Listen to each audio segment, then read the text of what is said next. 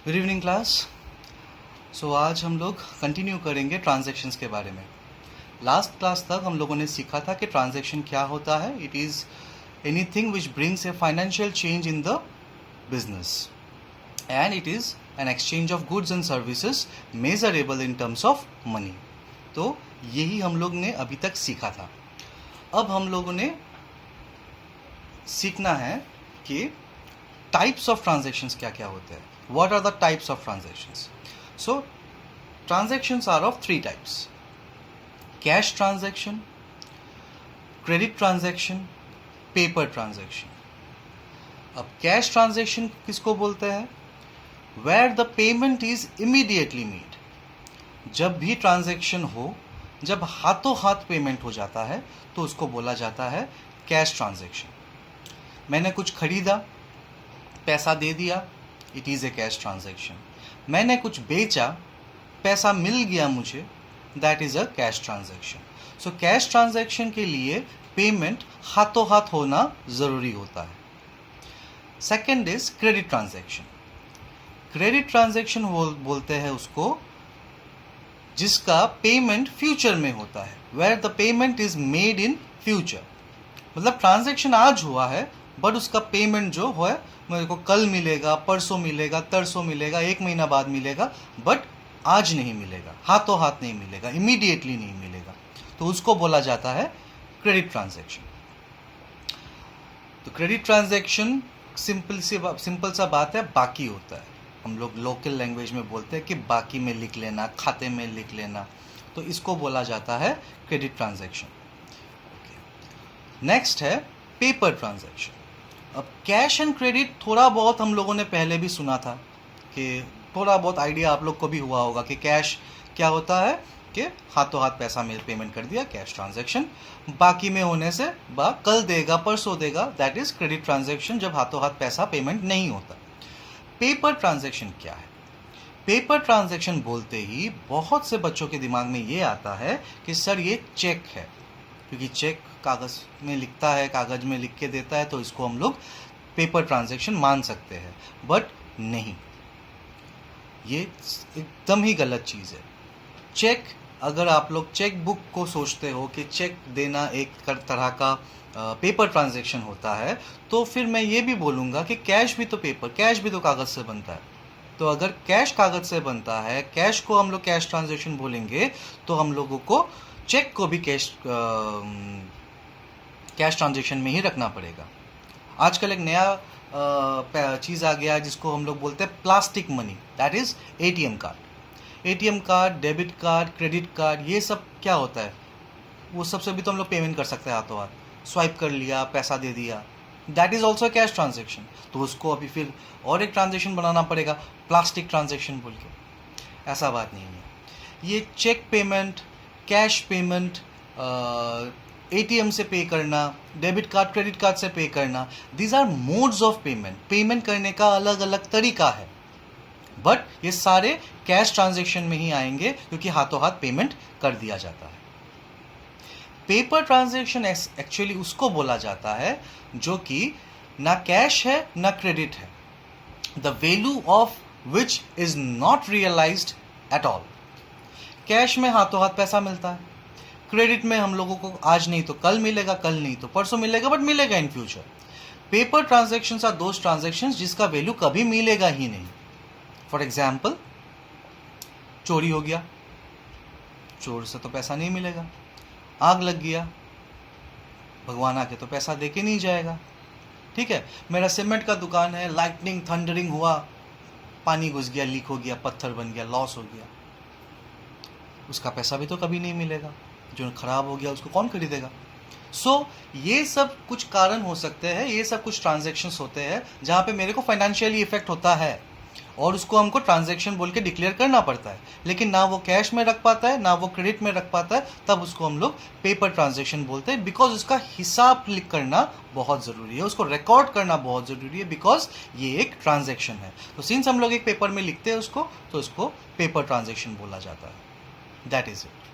इसमें कोई rocket science नहीं है, सिंपल सा बात है कि जो हाथों हाथ पैसा मिल जाए वो कैश, जो बाद में मिले वो क्रेडिट, एंड जो कभी ना मिलेगा ट्रांजैक्शन का वैल्यू उसको बोलता है paper transaction.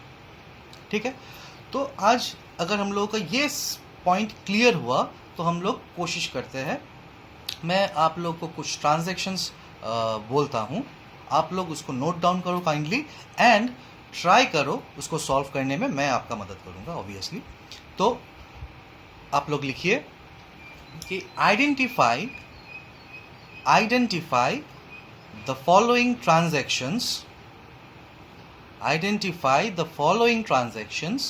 whether they are cash, credit or paper transaction. Whether they are cash, credit or paper transaction. तो हम लोगों को क्या करने बोला है, हम लोगों को यहाँ पे बोला गया है कि नीचे दिए हुए ट्रांजैक्शंस को आइडेंटिफाई करो कि इसमें से कौन सा कैश है, कौन सा क्रेडिट है एंड कौन सा पेपर ट्रांजैक्शन है। ये जो मैंने अभी सिखाया टाइप्स ऑफ ट्रांजैक्शन, इसका क्लियरिफिकेशन के लिए। ठीक है, तो सबसे पहला ट्रांजैक्शन है started business with cash ₹50,000। Started business with cash ₹50,000। अब सोचने वाला बात, सर ये क्या होगा, कैश, क्रेडिट या पेपर? अगर आप बिजनेस स्टार्ट करते हो 50,000 रुपये दे के, तो आपको बिजनेस को 50,000 रुपये देना पड़ेगा, तो बिजनेस में 50,000 रुपये आएगा। तो दैट इज वाई इसको हम लोग कैश ट्रांजैक्शन बोलेंगे, क्योंकि बिजनेस का पॉइंट ऑफ व्यू से बिजनेस में कैश आ रहा है, तो ये कैश ट्रांजैक्शन हुआ। Secondly, number 2 transaction, purchase furniture worth ₹10,000 for cash. उस पैसे से मैंने फर्नीचर खरीदा। तो फर्नीचर अगर मैं खरीदता हूं फॉर कैश मेंशन किया हुआ है, तो डेफिनेटली ये क्या होगा, कैश ट्रांजैक्शन। मान लीजिए लिखा हुआ था कि परचेज्ड फर्नीचर ₹5,000, कैश लिखा हुआ नहीं है, तब भी मेरे दिमाग में यही घूमेगा कि पैसा अगर लिखा हुआ, कैश लिखा हुआ नहीं भी है, तो भी मैं फर्नीचर का दुकान से खरीद के लाऊंगा, पैसा देना नहीं पड़ेगा। सर ऐसा भी तो हो सकता है कि बाकी में खरीदा हो, जान पहचान का दुकान हो, अंकल का दुकान हो, कि अंकल हम ले जा रहे हैं फर्नीचर, दुकान खोला है, आपको कुछ दिनों में पैसा दे देगा। तो यहाँ पे जहाँ कैश या क्रेडिट लिखा हुआ नहीं रहता, वहाँ पे आइडेंटिफाई करना थोड़ा सा मुश्किल हो जाता है, बट उसका भी सॉल्यूशन है। अगर आप लोग कभी भी किसी भी शॉप पे गए हो, रिटेल शॉप पे गए हो, और वहाँ पे आप लोगों ने परचेजिंग किया हो, तो आप लोगों ने देखा होगा कि जो आदमी कैश पे बैठा हुआ है वो हमेशा एक ब्लैंक पेज पे लिखते रहता है। जब जब उसको पैसा मिलता है कस्टमर से, तब वो वहाँ पे कुछ लिखता है। क्या लिखता है वो, आप लोग कभी गौर कीजिएगा, तो वो लोग लिखते हैं 100 रुपया, 150 रुपया, 500 रुपया, 1000 रुपया, 700 रुपया, 800 रुपया। वो लोग सिर्फ रुपया का मतलब सिर्फ अमाउंट लिखते हैं वहाँ पे। तो मेरे दिमाग में भी पहले ऐसा बात आता था, जब मेरे को अकाउंट्स नहीं पता था, तो मेरे दिमाग में भी आता था कि ये लोग जो लिखते हैं सिर्फ रुपया लिखते हैं, इसमें किसी पार्टी का नाम क्यों नहीं लिखते। जैसे कि मैंने पेमेंट किया, तो उन लोग को लिखना चाहिए था तुषार 500 रुपये, क्योंकि तुषार से मिलेगा। सिर्फ 500 रुपये लिखता है वो लोग, क्यों? क्योंकि since it is a cash transaction, क्योंकि उन्होंने मुझे पैसा, मैंने उनको पैसा दे दिया, तो मैंने उनको पैसा दे दिया, कल को तुम बाहर में जाओ, तुमको ज़रूरत नहीं है, तुम कल मेरे पास नहीं भी आओगे तो भी मेरे को ज़रूरत नहीं पड़ता। तो दैट इज़ वाई वो लोग मेरा नाम नहीं लिखते। उनको मतलब क्या है कि पैसा मिल गया मेरे को सामान के बदले, तो मेरा कैश सेल हुआ है, तो 500 रुपये वो लोग ट्रांजैक्शन में लिख देते हैं। हाँ, अगर कोई एक इंसान सामान ले जाए और बोल जाए कि भैया मैं कल परसों तरसों में दे जाऊंगा, तब वहाँ पे उस आदमी का नाम लिखना ज़रूरी है। अगर मैं जाके किसी दुकान से भी परचेज़ करूँ और परचेज करने के टाइम मैं वहाँ पे बोलूँ कि भैया मैं आज नहीं आपको 2 दिन बाद पैसा दूंगा, तो वो मेरा नाम तब लिखेगा, वो लिखेगा तुषार 500, क्योंकि मेरे जैसे क्या पता और भी कोई कस्टमर्स उनके हैं जो उनसे बाकी में लेते हैं, क्रेडिट में लेते हैं। तो क्रेडिट में जब ट्रांजैक्शन होता है तब नाम का बात आता है, जहाँ पे कैश ट्रांजैक्शन हो वहाँ पे नाम का बात नहीं आता। तो ये छोटा सा डिफरेंस आप लोगों को नोट करना पड़ेगा जब आप लोग कोई भी ट्रांजैक्शन पढ़ते हो। आप लोग को सबसे पहले तो देखना पड़ेगा उस ट्रांजैक्शन में कैश या क्रेडिट लिखा हुआ है कि नहीं। अगर कैश लिखा हुआ है तो कोई दो राय नहीं है, ये कैश ट्रांजैक्शन है। अगर क्रेडिट लिखा हुआ है तो कोई कंफ्यूजन नहीं है, ये क्रेडिट ट्रांजैक्शन है। दिमाग तब लगाना पड़ेगा जब कैश भी लिखा ना हो एंड क्रेडिट भी लिखा ना हो, तब मेरे को ये चीज़ देखना पड़ेगा कि पार्टी का नाम है क्या।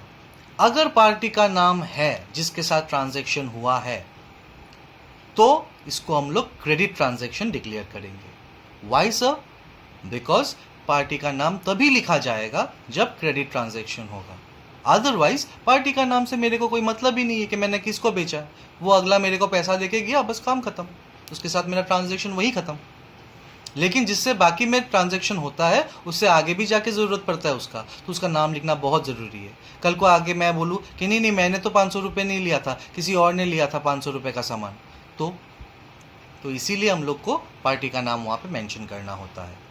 तो जो मैं बोल रहा था, अगर हम लोग को ऐसा हुआ कि परचेज्ड फर्नीचर सिर्फ लिखा हुआ है ₹5000, ना कैश लिखा हुआ है ना क्रेडिट लिखा हुआ है, तो हम लोग जब देखते हैं कि परचेज फर्नीचर ही है खाली, ना कोई पार्टी का नाम है जिससे खरीदा है, तो ये कैश ट्रांजैक्शन ही डिक्लेयर किया जाएगा। ठीक है। अगर ऐसा होता कि purchase furniture from furniture house या फिर परचेज फर्नीचर फ्रॉम हम लोग के लोकल डीलर है Agarwal industries, purchase furniture from Agarwal industries, तो हम लोग इसको क्रेडिट ट्रांजैक्शन डिक्लेयर करते, क्रेडिट ट्रांजैक्शन मानते। क्यों? क्योंकि परचेज किया है फर्नीचर फ्रॉम किससे? अग्रवाल इंडस्ट्रीज से। कैश नहीं लिखा हुआ है, क्रेडिट नहीं लिखा हुआ है, बट पार्टी का नाम है, so it is a credit transaction. I think it's clear आप लोगों को। तो हम लोग आगे बढ़ते हैं, मैं ट्रांजैक्शंस में आता हूँ। 2 ट्रांजैक्शन हम लोगों ने लिखा। Started business with cash ₹50,000, purchase furniture worth ₹10,000। Next, purchased goods worth ₹5,000 in cash. Next, purchased goods from Ram ₹3,000. Next, sold goods in cash ₹7,000. Next, sold goods to Rahim in cash. Next, sold goods to Karan ₹3,000. तो जो मैंने बोला आप लोग try करो उसको categorise करने के लिए कि क्या होगा, कौन सा कैश होगा, कौन सा क्रेडिट होगा। पेपर ट्रांजैक्शन के बारे में मैंने नहीं बोला बिकॉज पेपर ट्रांजैक्शन यहाँ पे आप लोग खुद ही जस्टिफाई कर सकते हो कि मैंने जो एग्जाम्पल दिया था उसी में से होगा। मैं अगर बोलता कि गुड्स लॉस्ट बाय फायर ₹5,000, तो it's straight paper transaction. Goods stolen from cash stolen from cash box, goods stolen from the shop, paper transaction. So paper transaction को ट्रेस करना काफ़ी इजी है, इतना डिफ़िकल्ट नहीं है। डिफ़िकल्ट है तो कैश एंड क्रेडिट। सो जो मैंने बोला है आप लोग में से कोई भी सॉल्व करके उसको मेरे कमेंट में, आप कमेंट सेक्शन में आप लोग डाल सकते हो। एंड जिन लोगों को लगे, पहले जिन्होंने कमेंट दिया है, जिन लोगों को लगे कि वो करेक्ट है तो उसमें लाइक कीजिएगा, और जिन लोगों को लगता है कि उसमें से कोई सा भी गलत है तो उसको रेक्टिफाई करके कमेंट कीजिएगा। मैं आप लोगों को बोलूँगा कि कौन सा एक्चुअली में करेक्ट है एंड नहीं। तो that is a kind of homework. ठीक है, अभी आप लोग डिजिटलाइज्ड हो गए हैं तो हम लोग को होमवर्क भी डिजिटली ही देना पड़ेगा। सो ये था types of transactions. Next class में हम लोग सीखेंगे कि कैसे अलग अलग नाम को यूज़ किया जाता है।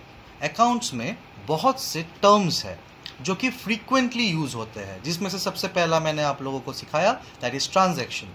हर बात पे ट्रांजैक्शन निकलता है, तो अगर आप लोग को ट्रांजैक्शन का मतलब क्लियर नहीं हो, जब भी मेरे मुंह से ट्रांजैक्शन निकले, आप लोग का यहाँ पे ये क्लिक करना पड़ेगा कि सर किस बारे में बोल रहे हैं। सो ऐसे बहुत सारे टर्म्स हैं जो हम लोग यूज़ करते हैं फ्रीक्वेंटली इन अकाउंट्स, तो उस टर्म्स के बारे में we have to be very clear about. तो उसका क्लेरिफिकेशन हम लोग नेक्स्ट क्लास में सीखेंगे। बहुत सारे टर्म्स हैं, बट हम लोग थोड़ा थोड़ा करके सीखेंगे ताकि हम लोग का आसानी से क्लियर हो जाए। ठीक है, सो आज के लिए इतना ही।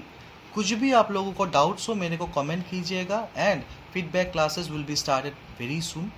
सो वहाँ पे भी आप लोग का डाउट्स क्लियर कर पाओगे। एंड आप लोगों को वीडियो कैसा लग रहा है प्लीज़ कमेंट कीजिएगा, क्योंकि हम लोग टोटली नए हैं। मैं मेरे बारे में ही बोल रहा हूँ, मैं totally I am a newcomer in this digitalised world. So मेरे को थोड़ा सा एंथुजियाज्म चाहिए ताकि मैं और आगे अच्छा से आप लोगों को क्लास दे पाऊँ। Thank you for attending the class. Meet you in the next class.